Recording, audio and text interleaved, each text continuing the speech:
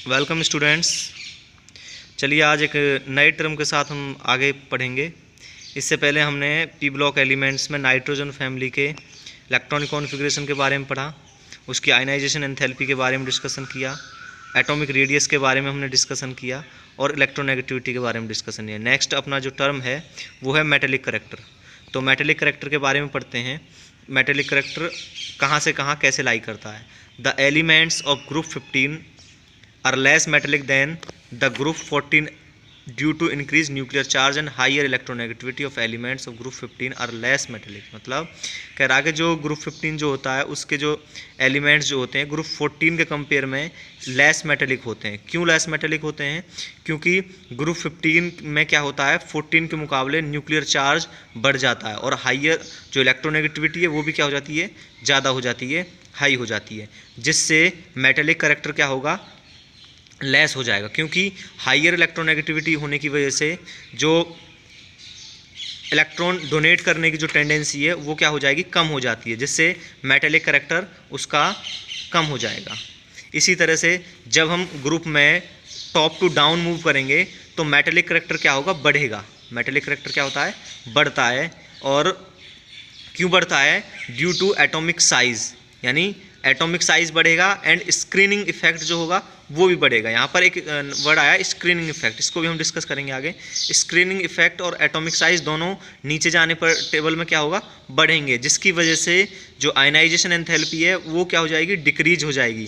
और जब ionization enthalpy जिस एटम की डिक्रीज हो जाएगी वो ऑटोमेटिक ईजीली इलेक्ट्रॉन डोनेट कर पाएगा, इसीलिए उसका मेटेलिक करैक्टर क्या हो जाएगा, बढ़ जाएगा। इसके बाद में नेक्स्ट हम टर्म डिस्कस करेंगे मेल्टिंग एंड बॉइलिंग पॉइंट। तो मेल्टिंग पॉइंट, बॉइलिंग जो पॉइंट है 15 ग्रुप एलिमेंट का, वो क्या होता है, first increases from nitrogen to arsenic, यानी नाइट्रोजन से जब ग्रुप में नीचे की तरफ चलेंगे आर्सेनिक की तरफ तो पहले तो बढ़ेगा, यानी नाइट्रोजन फॉस्फोरस इस तरह से नीचे चलेंगे तो बढ़ेगा आर्सेनिक तक। लेकिन जब नीचे हम एंटीमनी और बिस्मथ पे जाएंगे तो हम देखते हैं एक्सेप्शनली जो बॉइलिंग पॉइंट है, मेल्टिंग पॉइंट है, वो क्या मिलेगा हमें, घटता हुआ मिलता है। ठीक है, उसका क्या कारण है देख लेते हैं। The melting point increase down the group due to increase in atomic size, यानी जैसे जैसे एटॉमिक साइज बढ़ेगा उसी तरह से मेल्टिंग पॉइंट भी क्या होगा, बढ़ेगा। बट अनएक्सपेक्टेडली जो मेल्टिंग पॉइंट एंटीमनी और बिस्मथ का डिक्रीज हो रहा है उसका कारण है कि नीचे जाने पर कोवलेंट बॉन्ड फॉर्म करने की जो टेंडेंसी, यानी 3 कोवलेंट बॉन्ड फॉर्म करने की जो टेंडेंसी है वो क्या है, वो कम हो जाती है as compare to 5 covalent bond के। ठीक है, यानी नीचे जाने पर 5 कोवलेंट बॉन्ड इजीली हम बना पाएंगे as compare to 3 covalent bond के। अच्छा, ये क्यों होता है? ये होता है इनर्ट पेयर इफेक्ट की वजह से। एक नया टर्म हमें जानने को मिला बच्चों, इनर्ट पेयर इफेक्ट। ठीक है, तो अब हम आगे डिस्कस करते हैं कि इनर्ट पेयर इफेक्ट होता क्या है।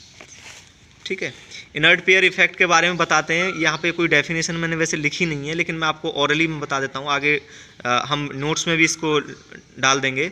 इनर्ट पेयर इफेक्ट होता क्या है? इनर्ट पेयर इफेक्ट होता है, it is a tendency of NS2 electrons, यानी किसी एटम के जो S सब सेल में जो इलेक्ट्रॉन्स होते हैं उसकी जो टेंडेंसी होती है टू अट्रैक्ट, यानी tendency to bond formation, bond form करने के लिए जो S इलेक्ट्रॉन्स की जो टेंडेंसी जो होती है, यानी जो कंट्रीब्यूशन जो होता है, वो जब हम टेबल में नीचे जाएंगे ना, ग्रुप में जब हम नीचे की तरफ जाते हैं तो S का जो कंट्रीब्यूशन है वो क्या हो जाता है, धीरे धीरे कम होने लगता है, जिसकी वजह से क्या होता है, जिसकी वजह से जो S का जो कंट्रीब्यूशन है वो क्या हो जाएगा, कम हो जाएगा। और इसी इफेक्ट को हम क्या बोलेंगे, इनर्ट पेयर इफेक्ट बोलेंगे। ठीक है, आगे नेक्स्ट टर्म है अपना कैटिनेशन।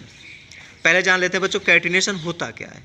कैटिनेशन होता है the tendency to form bonds with itself, अपने आप, यानी सेम एलिमेंट के साथ में बॉन्ड फॉर्म करने का जो गुण होता है, जो टेंडेंसी होती है, जो प्रॉपर्टी होती है, उसको हम क्या बोलेंगे, कैटिनेशन बोलेंगे। यानी सेल्फ लिंकेज ऑफ एटम्स, यानी एक एटम दूसरे एटम के साथ में, सेम एटम के साथ में जो लिंकेज बना रहा है उसको हम बोलेंगे, उस प्रॉपर्टी को कैटिनेशन।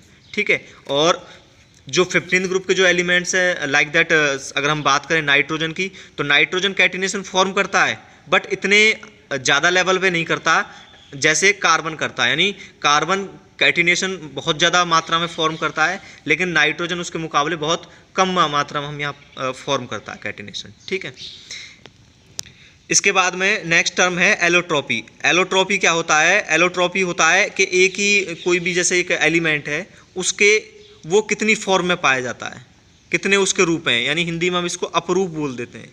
अभी अपरूप होते बता दिया होते क्या हैं, अब देखते हैं किसके अपरूप होते हैं, किसके एलोट्रॉप नहीं होते। तो नाइट्रोजन और बिस्मथ जो है ग्रुप 15 में एलोट्रॉप फॉर्म नहीं करेंगे। बाकी जो मेंबर्स हैं इस ग्रुप के वो सारे के सारे क्या करेंगे? एलोट्रॉप फॉर्म करते हैं।